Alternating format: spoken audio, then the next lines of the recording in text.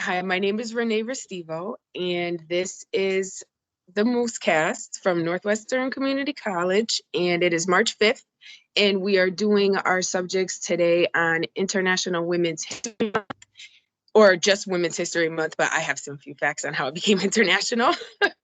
And, just a discussion on that topic, and then a few funny things that we found in the headlines and a spotlight on minority female leaders that have actually been acknowledged in their time.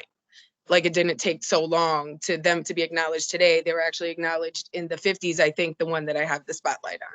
So just to dive into things, a little bit of history on International Women's Day was that it was observed in some form since 1911.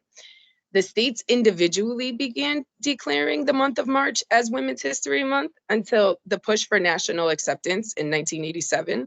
And the two events that pushed for that national acceptance were women's suffrage events. And women's suffrage goes back to movements for women's rights and everything. It's in the very beginning of the 1900s. And it happened to be in March because two big women's suffrage events happened in March. So one was in Washington, D.C. in 1913 on March 3rd, and the National Women's Party was formed in March of 1917, and that was dedicated to women's suffrage. So those two, I don't want to say movements, but they were parts of a movement, really pushed through us being recognized. And at first it started as a day, and then it went to a week, and then we got a whole month. So, I mean, as I feel the same with Black History Month, that we shouldn't be just delegated to 1 month, because we actually have so many contributions that we should be recognized at all times of year. But just for a special highlight, we'll take March for now. I think, to me, it feels like women that were ahead of their time, or they weren't ahead of their time. They were strong enough to speak up of what was right and wrong, like Ruth Bader Ginsburg, of helping us and trying to get the rights that we deserve, not that and pretty much just trying to let us explore of what how do I put this, our full potential is as people, and not letting anyone underestimate us just because we're women. Absolutely. Sure. I guess that just leaves me. But I agree with Carmen, and how it's just nice to have women that were smart, and have the years and all that. And it's just nice to see how women were just like, we need just as much rights as the men, and just being able to be like, we can do this, and not, and just have conventions like the Seneca Falls one that he who shall not be named that had brought up earlier. All right, I'm gonna wait to talk about that. So, in the rights for equal pay, I believe there was a demonstration where those women were stripped naked and jailed, they were stripped naked in the jails, and just so humiliated, so that we don't have to go through those kind of things for our rights, or even just to be recognized as equal citizens or have equal pay. We're not asking for extra recognition, just recognition, and what those women had to go through to get that recognition. It's really painful to feel when you hear their stories, because you can imagine being that woman protesting, and the cops coming, and you going to jail. And back then it was really mostly men, so if they stripped you of your clothes, you can't do nothing about that. You're just sitting there naked, humiliated, but standing for something. So I mean, there's power in nakedness, I guess. So another question I wanted to ask was, who was the most influential person in history, or woman in history, for each of you? Like, do you have a role model that you look up to? Even if, like, mine's are singers and actresses like Cher and Madonna, and those women that broke down some serious barriers, and even let men feel like they can be women and it's okay and everyone can be accepted. So I really appreciate them, just for my part. So how about you, ladies? Go ahead, Shar. Um, I know that for me personally, it's like a mix of like my mom. I know it's cheesy as all hell, but you know what? I don't care.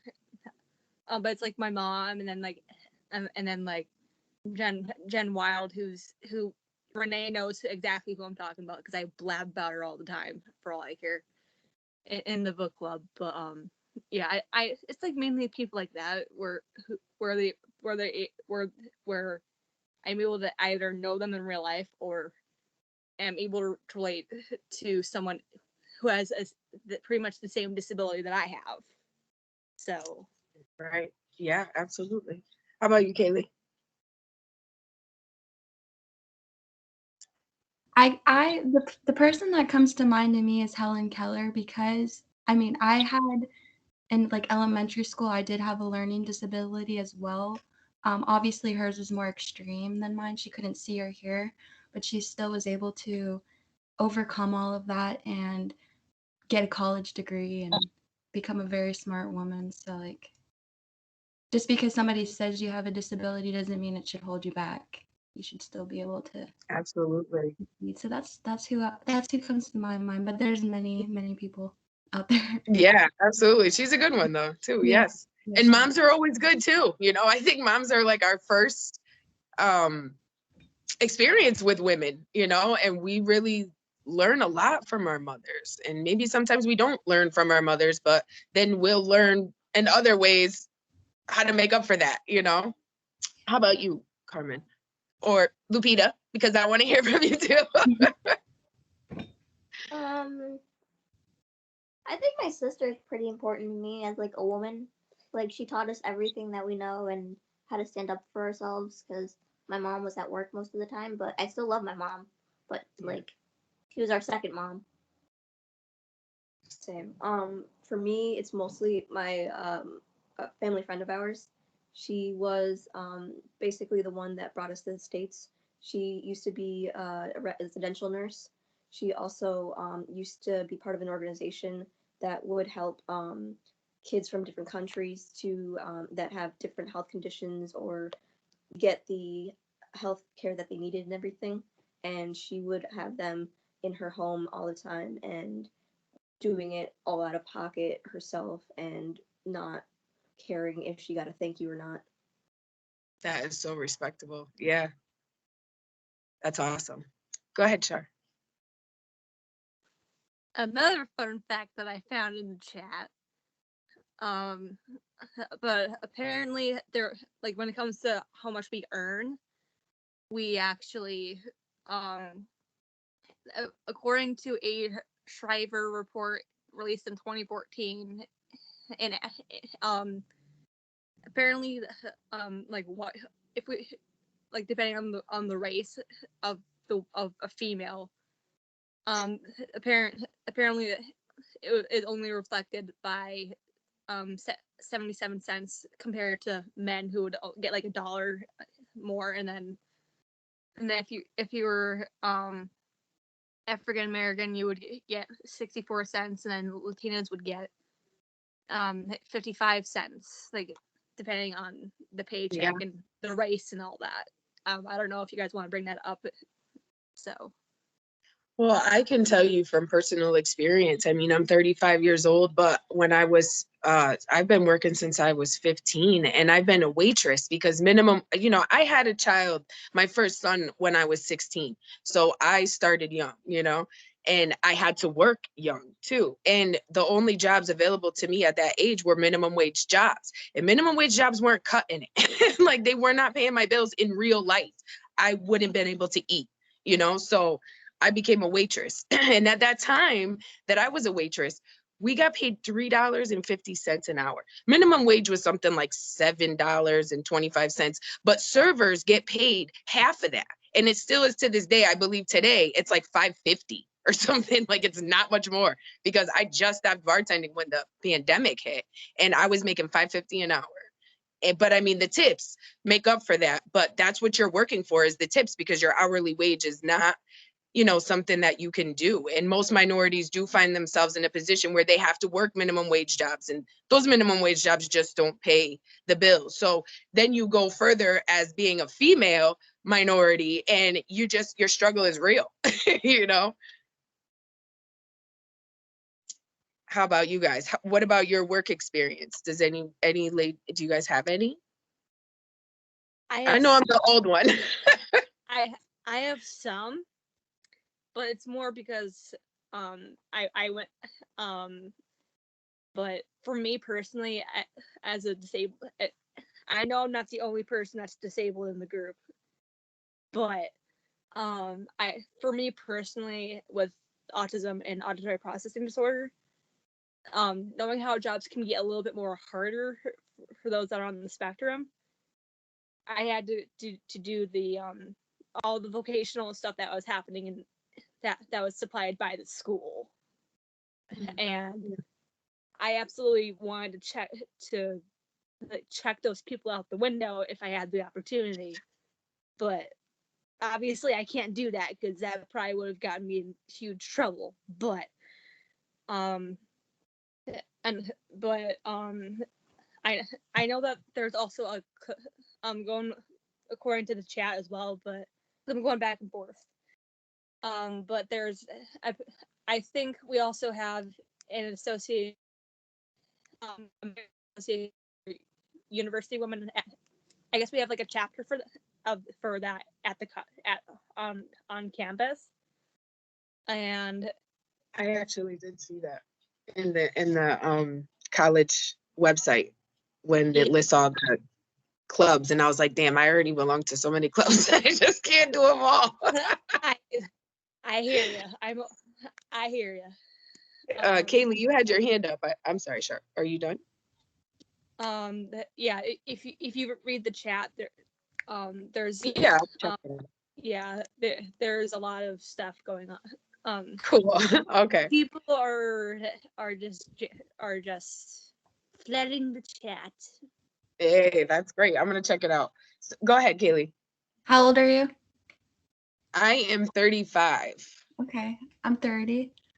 So I have a little work experience as well. Okay. Yeah, I worked in North Carolina as a bartender and server, and I made $2.50 an hour, and this was 2019. So Yeah. great. So you feel that, you know, it's real. It is. Yeah. I related to that. I've been there. Yeah. Okay. So why don't we do a little bit of spotlight on someone?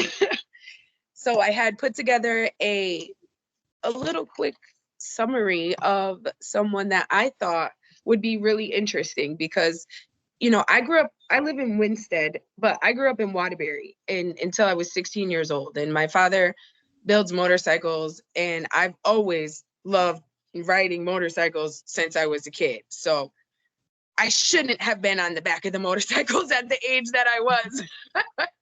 But it's okay, because it made me, you know, develop a serious passion for just, I don't know if it's engines and machines, the adrenaline, the respect for that you have for it. But I really just found this awesome lady, and her name was Bessie Stringfield. And she was an African-American woman who was called the Motorcycle Queen of Miami. She was a U.S. Army dispatch rider in the 1940s. And she had been through a few, she was known for her storytelling. And so like, they were like, oh, we can never tell if her stories were the truth, because they were such great stories, but like the stories were so great that they couldn't have been made up, you know? Some of the things, like, I actually did find out that she put out some disinformation out there because of her upbringing. I think she felt a little bit defensive about letting people in close and letting know actual truths about her. So she claimed that she was from Jamaica and she was adopted. But the truth is that she was from America and she wasn't adopted. Let's see. This was according to her niece, Bessie. She lived in North Carolina. She was never adopted, and she never figured out why there was so many examples of disinformation, but there was real information that she had put forward, which was like how she was chased off of the roads in the Jim Crow South. And she did stunts for carnivals with the Wall of Death. And there's an actual cross-country trek made annually in honor of her. She was inducted into the Hall of Fame of the American Motorcyclists Association in 2002, but she did pass away in 1993. So even though she didn't get to see that, that's an amazing thing for a woman to be able to accomplish. And another part, the reason why she was called the Motorcycle Queen of Miami was because she used to lead, you know how like they used to go on rides? They still do like big rides now. Mostly it's like veterans that organize the rides and stuff like that, or they do rides for charities or things like that. But she was leading the pack of men in these rides. And it was just, it's so awesome because this happened in the 40s and she was African American and this was Florida. Like all of these things, and for her to be able to still be acknowledged and stand out and respected at her time for her time, I just thought was amazing. And I had to do a lot of digging to find out that she wasn't Jamaican and stuff like that, because that was the stuff that she had put forward. And I think that that comes from, you know, having shame from being from American South. Like if you say you're from Georgia, people aren't going to think that you're some exotic show. Where if you say, well, I'm from Jamaica, now I'm not the normal African American Black. Now I've seen so many comedians go off of that. Like, you know, they're Nigerian or whatever. They'll be like, no, I'm not that kind of Black if they get pulled over by the cops. And it's real. So I think that that has something to do with why she lied or, you know, just sent out disinformation to people. But her real story and the stories that people told about her and the things that people remember about her and the fact that she was inducted into the Hall of Fame, like, and being an African American woman, she just amazed me. I thought that it was amazing. So I had to mention her. And then, you know, we could just skip over to funny headlines because I just want to at least shed a little spotlight on at least women, you know, and then women of color. It doesn't really matter which minority, because I think that we as minorities represent all the minorities, and we as females represent even all the minorities further because we're a minority just being female. Well, actually, we're a majority, but we're the minority in the laws. So some funny headlines that I found were that there was an escaped kangaroo in Alabama. And he escaped because an owner went to buy him and he was on the way being transferred and he got lost for 2 days and the cops eventually found him. But I just thought that was crazy because who buys kangaroos in Alabama, right? And then let's see. That's people that's just the Alabama folk for you guys. Hey. So there was this awesome headline too, where there was these 2 Welsh women who just broke the Guinness World Record because they pulled an Airbus 320, 65. Hold on, let me see, because I think I wrote it down. It was like 65 feet. They pulled this big airplane. It's like an Airbus, so it's huge. And it was only 2 of them, and they were women. And okay, let's see. Sue Thomas Franklin, she was 52, and Sam Taylor, who's 42, pulled the Airbus 65.6 feet in 37 seconds. I was like, oh my God, these women are amazing. So it was like funny, but it was like awesome, you know? And let's see, I think that was, oh, okay. And there was one more that happened to be women who worked in the same restaurant that found out that they were biological sisters. So it so happened that they were waitresses in the same restaurant in New York. They were both adopted and they were like they became friends because they both shared the same Dominican Republic tattoos.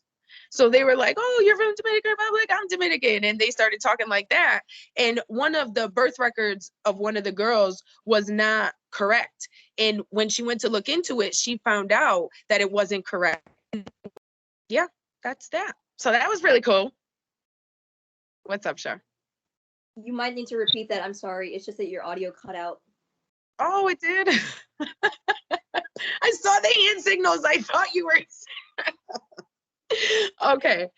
I was just saying, did you hear the two girls that were sisters that worked at the Russian lady in the restaurant in New Haven? That. Okay, that was it.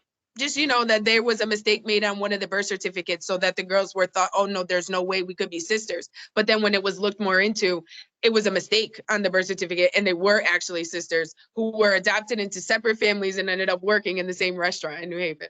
I thought that was cool. So is there anything else we would like to cover? Because that was all my stuff. I did want to say something though. While I was putting all this stuff together, I was watching that podcast last night.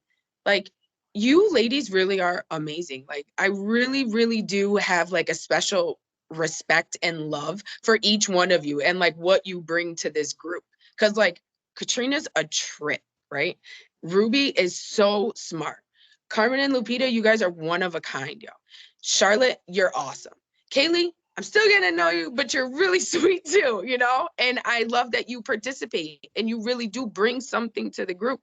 And I just feel like a lot of times, women aren't recognized for what they do in their contribution. So I just wanted to recognize each one of you, even the ones that are not here, because it wouldn't be possible that this was happening if it wasn't for all of us, So I commend you, ladies.